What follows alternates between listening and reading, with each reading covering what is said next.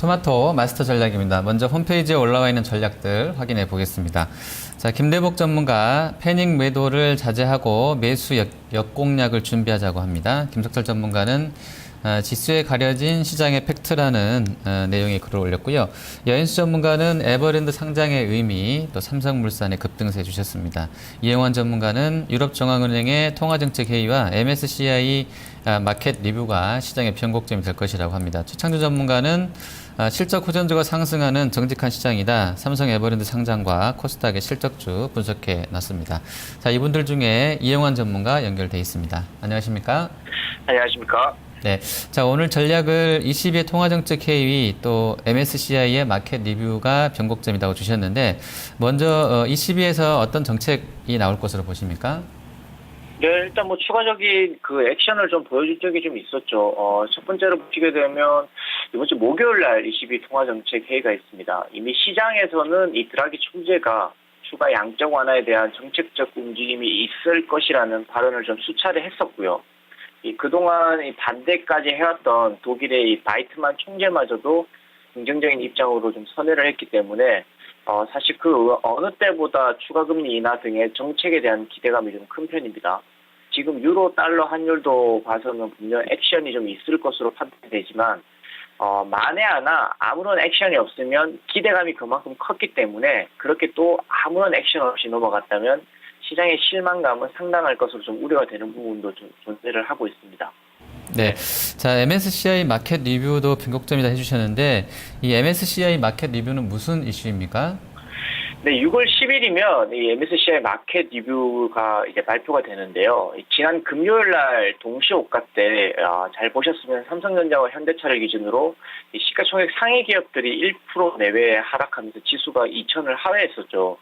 이게 6월 1일부터 MSCI 이머징 마켓에서 새롭게 편입되는 두 국가가 있었습니다. 이게 이제 카타르와 아랍에미리트를 신규 편입하는 이 효과 때문이었는데, 이 구조가 어떻게 되냐면요. MSCI 신규 국가가 편입되고 있으면 기존에 있는 국가들의 주식을 팔아서 신규 국가의 주식을 매수를 해줘야 되거든요. 그러면 가장 비중이 큰 중국과 한국 주식은 빠져나갈 수가 없겠죠. 그래서 한국과 중국 주식의 일부를 팔아서 카타르와 아랍에미리트의 주식을 샀다라고 보시면 되는 거고, 모든 주식은 선반영이라는 관점으로 봤을 때 이들의 국가의 비중이 그만큼 작았다라는 거는 단 금요일 하루만 이렇게 좀 변동성이 있었다라는 부분만 체크를 하시게 되면 카타르와 아랍에미리트로 인해서 수급적인 부담은 거의 없었구나라고 판단할 수 있는데, 아주 미미한 국가들이기 때문에 별 걱정은 안 했었고요.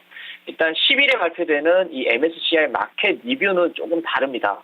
우선 중국 A 주식에 대한 MSCI 이머징 마켓 지수 편입 여부와 한국 지수의 MSCI 선진국 증시 편입 발표가 거론될 것인데, 여기서 중요한 게 A 지수가 편입 발표가 난다면 한국 주식은 내년 5월 말 MSCI 지수 정기 변경까지 이 물량 부담에 대한 악재를 안고 가야 됩니다. 반면에 한국 지수의 MSCI 선진국 증시 편입이 결정이 나게 되면 분명하게 박스권을 강하게 뚫어줄 수 있는 수급적인 모멘텀이 될 것입니다. 이도 저도 아니게 중국 A 주식이 편입 탈락하고 한국도 선진국 지수 탈락을 하게 되면 애초에 제시해드린 대로 6월 말이 가까워질수록 이 중국발 모멘텀으로 박스권 상단을 뚫기 위한 준비를 할 것으로 관점을 유지하도록 하겠습니다. 네.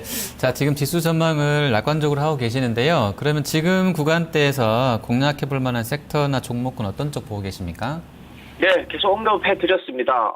환율을 무시할 수가 없는 상태죠. 수출주 중에서도 환율 워낙 강세의 수혜를 잇고 있는 철강주 중에 현대 하이스코도 강세로 보여주고 있고요. 음식료 중에서도 역시나 개별적으로 대상이라든지 제일제당 같은 기업들 제가 언급을 해드렸고요. 물론 환율을 무시할 수 없는 상태에서 또 다른 모습을 보여주고 있는 게 선 구조조정을 받았던 증권주라든지 또는 은행 관련주도 관심을 좀 같이 가져줘야 된다라는 언급을 해드렸고요. 그런 관점을 여전히 유지한 상태에서 중소형주에 대한 변동성이 커져가면서 사실은 계좌의 변동성이 많이 커졌을 겁니다. 중소형주도 역시나 마찬가지로 환율의 혜택을 볼 수 있는 이 사료 관련주 같은 종목들, 이지바이오나 휴대비 그리고 남해약 같은 종목들을 놓치지 말고 잘 관찰하도록 하면 되겠습니다. 네, 알겠습니다. 오늘 말씀 잘 들었습니다. 감사합니다. 네, 토마토 마스터 전략 이영환 전문가였습니다.